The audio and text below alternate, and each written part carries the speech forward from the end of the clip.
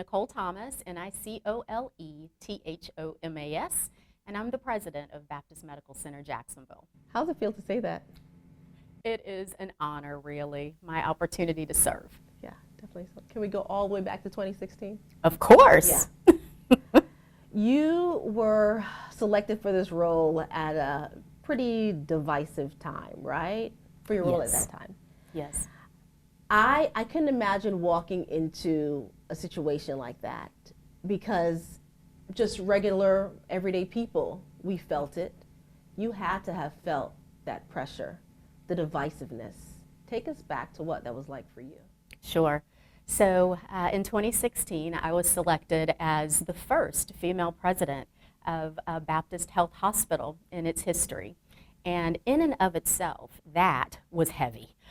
It felt like I had the responsibility, while I may be the first, I had to make sure I didn't mess it up so I wouldn't be the last. And I'm grateful to say, fast forward, we do have female hospital presidents at Baptist now. The Children's Hospital president, Allegra Jaros, has joined us.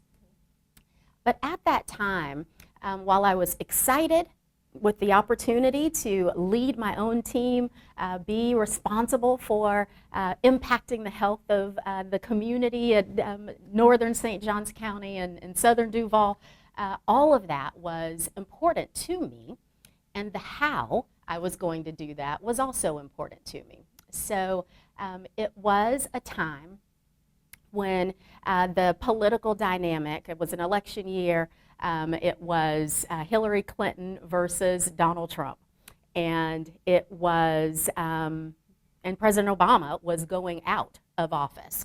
And so how I felt was at least half the country, after the election occurred, if they had been voting for me to become president at Baptist South, at least half the country would have rejected me as a woman and as an African American. And I felt that pretty intently. But I also knew that I needed to make a decision. Either you're going to be angry about it, or you're going to need to do something about it. And I chose to do something and have that conversation with my team at Baptist South the day after the election. We gathered together in a conference room, and I was pretty vulnerable with them and told them how I felt. So what was it like preparing for that? Yeah, I was very cognizant that the people I led at South were a microcosm of our country.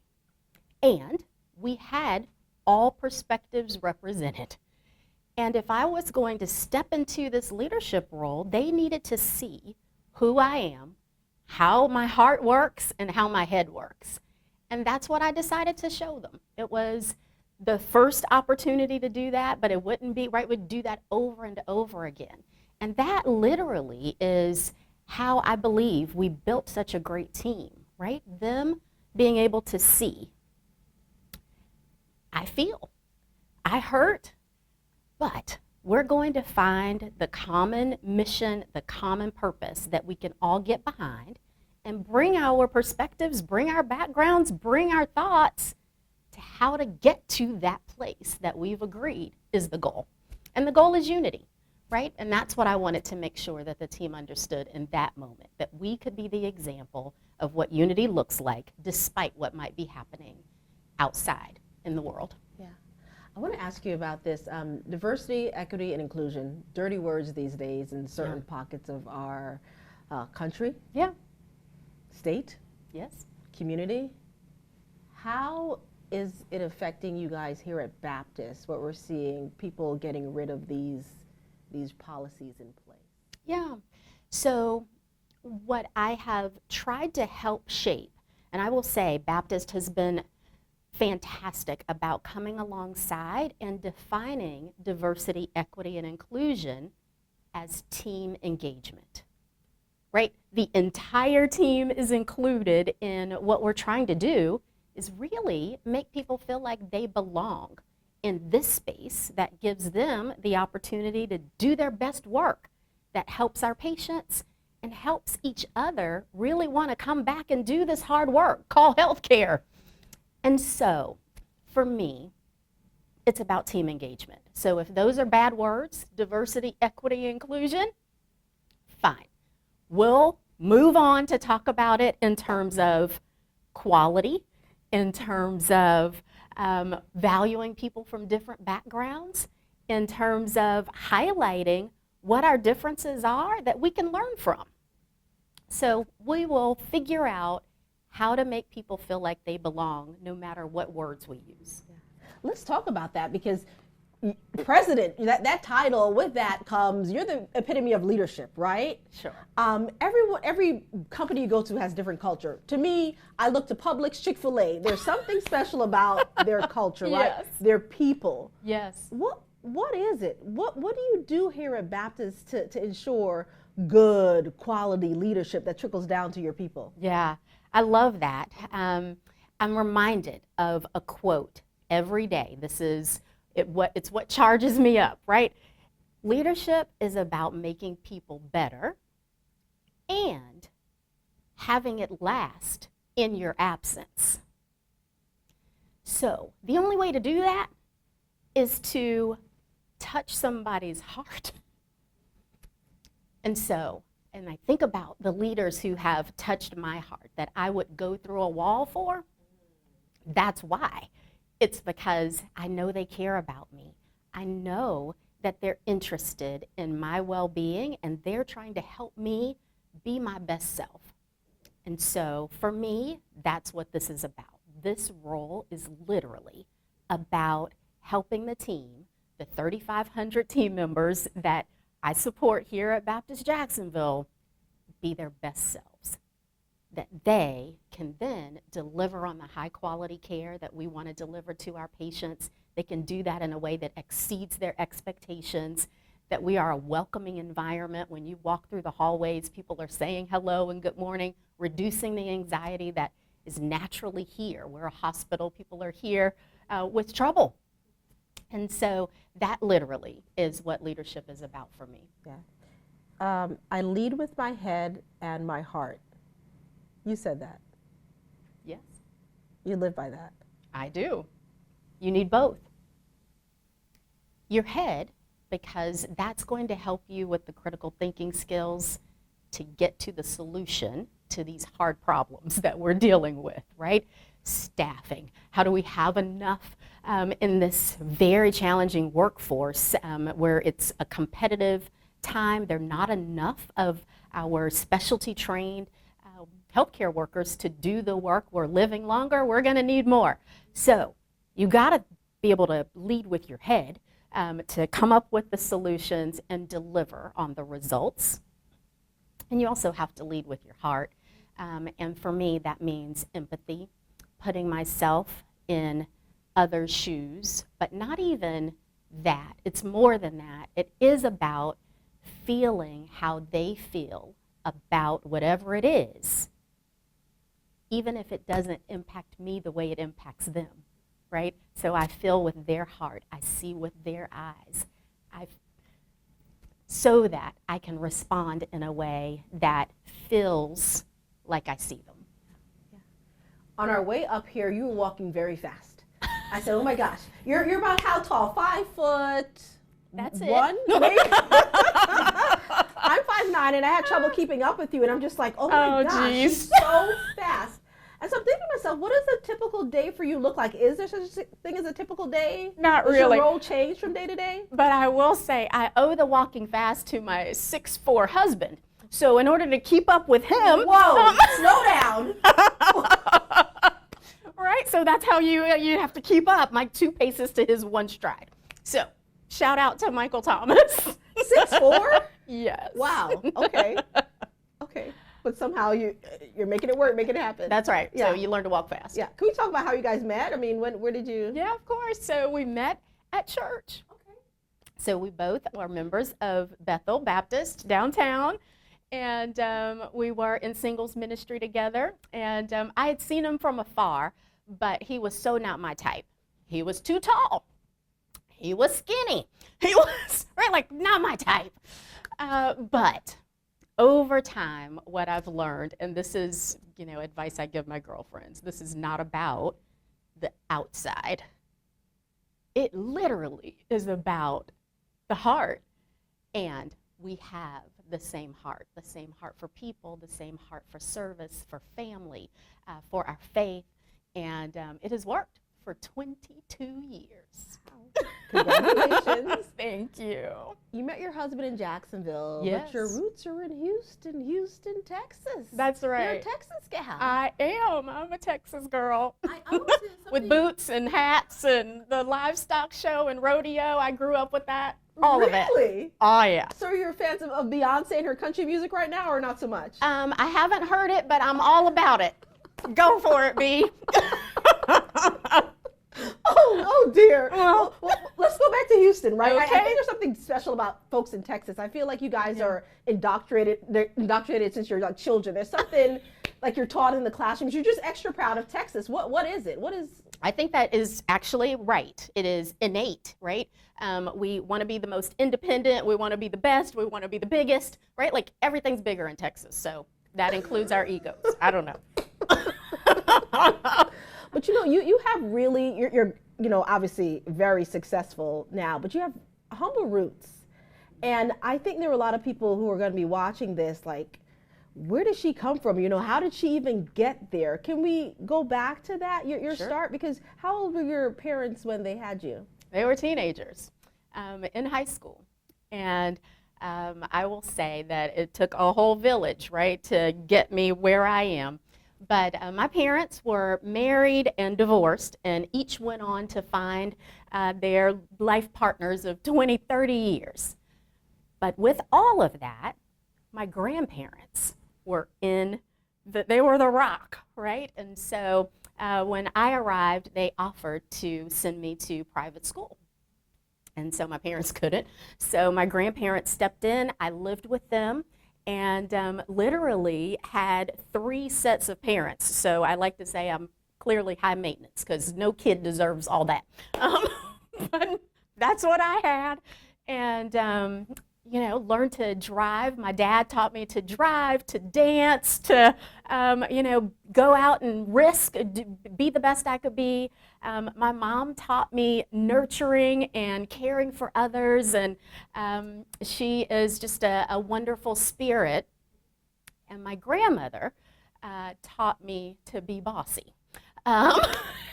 So she literally was my first mentor. And she was set from the start that I would be the first in my family to finish college. I would go on to do something that she'd heard of, and hospital president was not it. She wanted me to be a physician or a pharmacist or a nurse or something. And when I got to Dillard University and reviewed the curriculum, I remember having this conversation with her. I'm like, hey, Mom, because I called her Mom because she's like my mother growing up. I found the perfect degree that I'm going to pursue. It's public health with an emphasis in administration. And she said, girl, you better find something we heard of. That's not it. Okay, so that might be the one time that I didn't obey my grandmother, and she's still here. She actually lives in Jacksonville with us. She's 89. She's in long-term care at River Garden. They're taking great care of her, and I think she'd say it turned out okay. I was going to say, how's she still now? She's still of sound mind. She's Yes. okay. So I mean, Yes, she is so proud. proud. Of her baby, okay. So proud, and she would never admit that she was wrong. But hey, that's how this goes. Yeah. And what about your biological mom?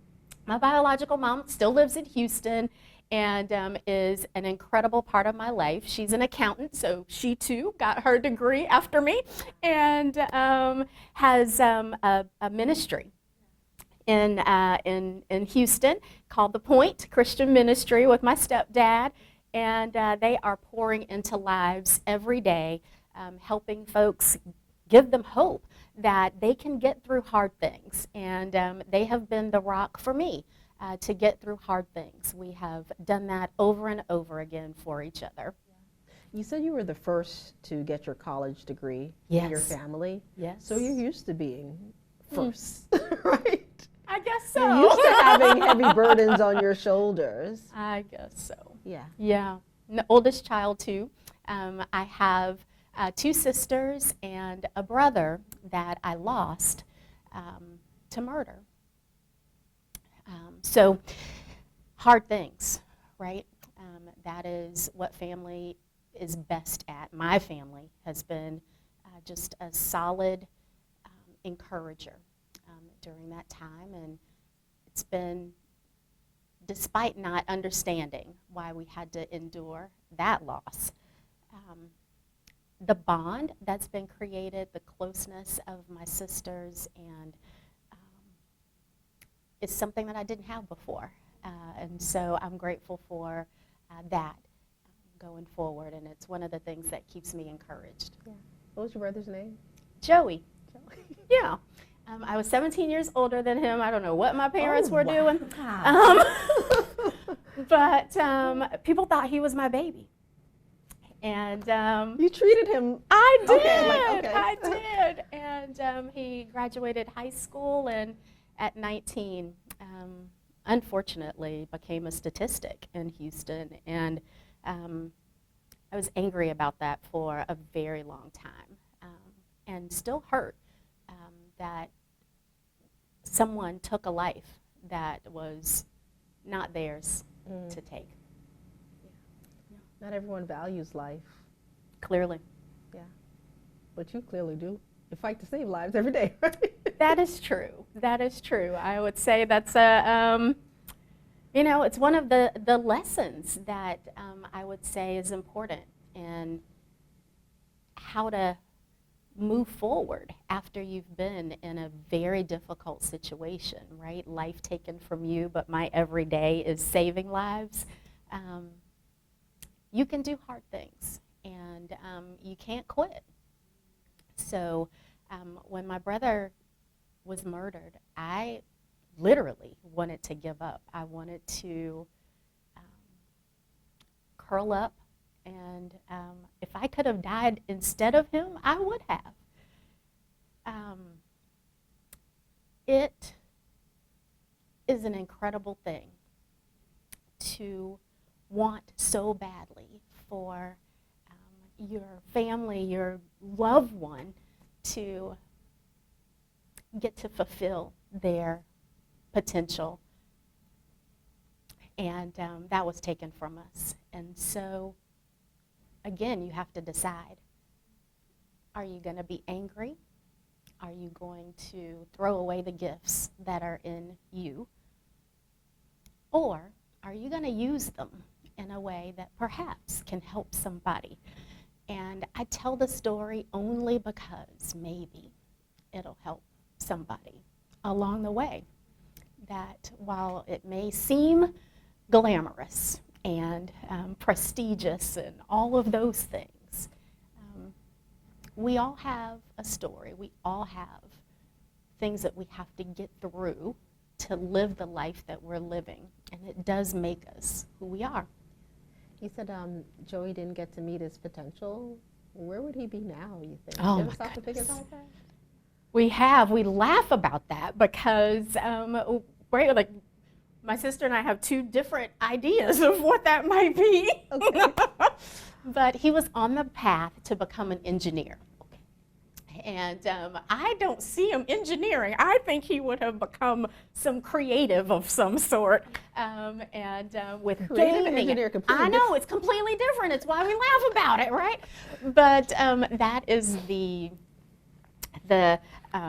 I will say the nurturing of our parents, right? Like my dad was in engineering, and so that's what you're going to do. If you don't know what you're going to do that.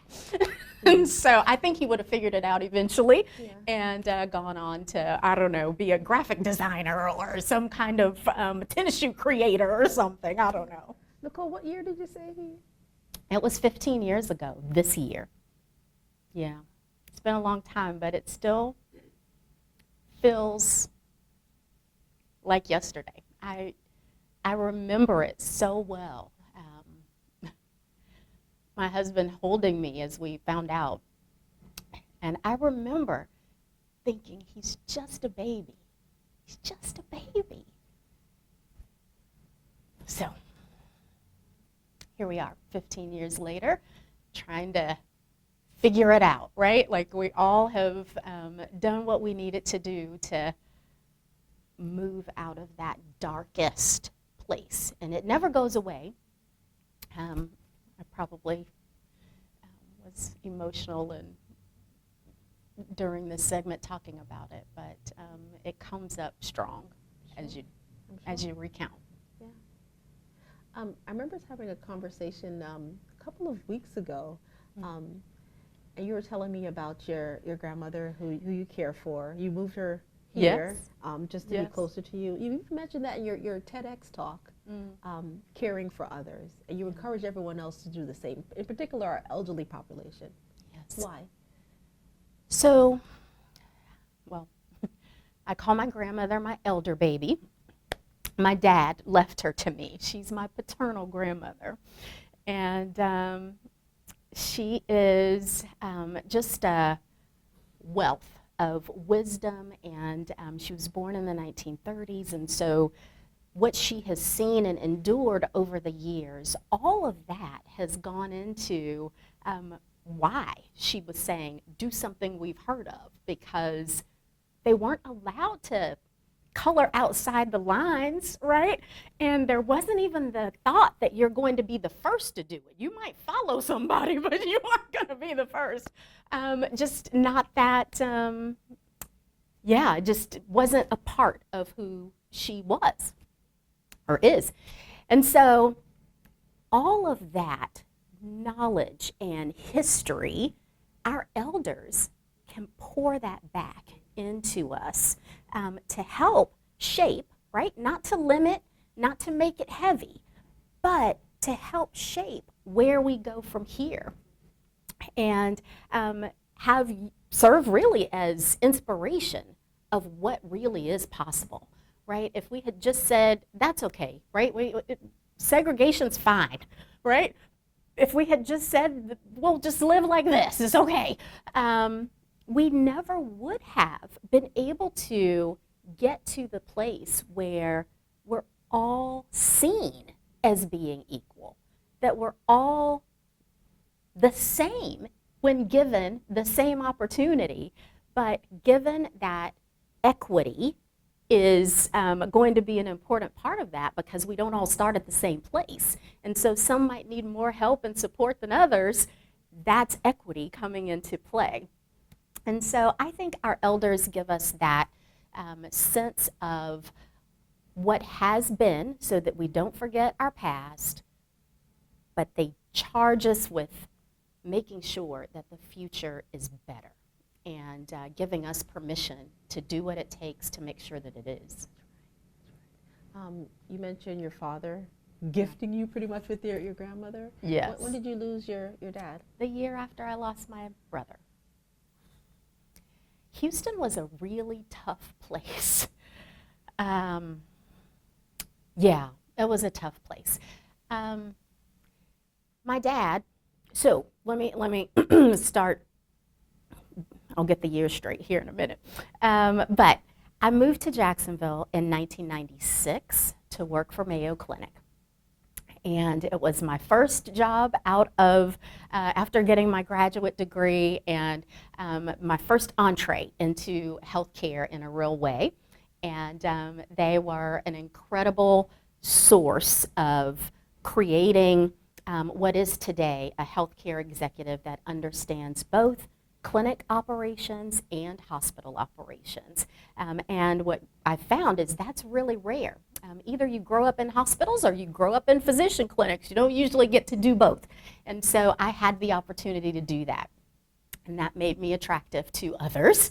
And I had the opportunity to move home. So I met my husband, and we were ready to make a move. So we moved to Houston. We thought we would retire there. Now we're with the entire family. And it was good for my husband. He got into independent movie making in Houston. It was awesome. We had our first red carpet. Life was so good. And then it was 2010, if I'm not mistaken. 2009. It was 2009, spring break, when I got the call from my sister saying Joey is missing. Like, well, he just went off with his friends on spring break, right? So fast forward, we find him in the trunk of his car, murdered. And during that time, my dad had a double lung transplant. One of the reasons that drew us to Houston in 2005 was for me to be with the family. So I'm the only one in healthcare, and when you are that, you become the translator for what all this Latin is that the physicians are sharing. And so I was grateful to be that for my dad. So he had his transplant surgery. He did well until then. He, I believe, literally gave up after he lost his son. So Houston was very difficult. I lost my brother in 2009. I lost my dad in 2010. But I lost my dad in May. In August, I received a call from a recruiter who said, would you be interested in going back to Jacksonville? And I said, no, nobody goes back to Jacksonville. Why would anybody do that? And she said, well, it's Baptist. And Hugh Green, who was our CEO at the time, and I had come to admire Hugh from afar. He was the go-to person. If there was something related to healthcare policy, anything about it, he was going to be the person that the community looked to. And I admired that as a trait that gave him kind of a voice to help the community understand what the challenges are and how they might be able to help. And I knew that if I had the opportunity to work with him, he would be a great mentor. So I came for the interview, and I didn't tell anybody but my husband. And everything that could go wrong did. I missed my flight. I interviewed in borrowed clothes. It was a mess. But I met the most amazing people at Baptist. And that connection, that culture, the commitment to doing as much outside the walls of this health system as inside, it resonated with me in a way that I could not find that. I had not found that at any other healthcare organization that I'd worked with. And so Hugh Green offered me my dream job. He offered me vice president. And that's what I thought I wanted to do and be. But he said to me, if you come to Baptist and continue the track record of success that you've had, you can be a hospital president one day. What? Mind blown, right? I don't even know any hospital presidents that look like me. But he was right? So I joined here in 2011, and a few years later, 2016, I had the opportunity to do that. And I'm really grateful for the mentorship, the sponsorship that I've received here at Baptist from so many, both men and women.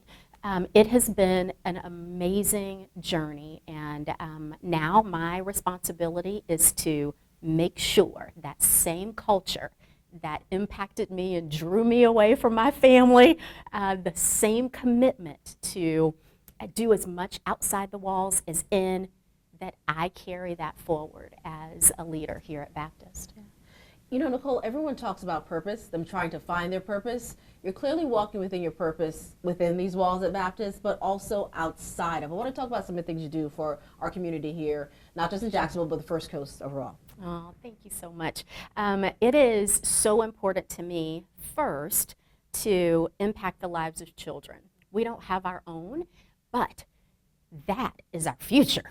And so wherever I can serve to help with early education, be it Read USA or Tiger Academy or United Way Reading Pals, right? wherever we can serve to make sure that kids get the foundation of reading is really important to me. I feel like that was one of the things that helped me growing up. The other thing I'm passionate about is women and making sure they know anything is possible, right? We all have to overcome stuff. Don't give up. You can get your degree like my mom did as a grown-up. You can overcome tragedy and such difficult circumstances that make you not want to live. If I can tell my story and inspire another woman that you can do this, that's what I want to do. And so I take every opportunity to do that, whether it is doing service projects with my sisters in the Links Incorporated or any number of things that help get the message about health, number one, because without it, we can't go further, right? There's no economics, there's no education without your health. And so we're sending that message as loud and as broadly as we can. And we just want women to know that we're here supporting, and as the healthcare decision makers, we want them to be prepared to do that for their families. Nicole, and lastly, I want to ask you, what does it mean to you to be a change maker? Wow. I've thought about it knowing that I was coming on your show, and it's such a big responsibility. That's a big compound word, right? Change maker. It's an action word, and I think what it means is wherever I touch, I want to leave it better than I found it. And so, depending on where that is, right? If it's in the community, it might be something different than in this hospital, or with my family, or with my grandmother. And so, that's what Changemaker means for me. Well, thank you for your time. We know you have a lot to do. You have a lot running to do in those heels, walking very quickly. So we do appreciate it. Thank you for talking with us. Thank you. It's my absolute pleasure. Awesome.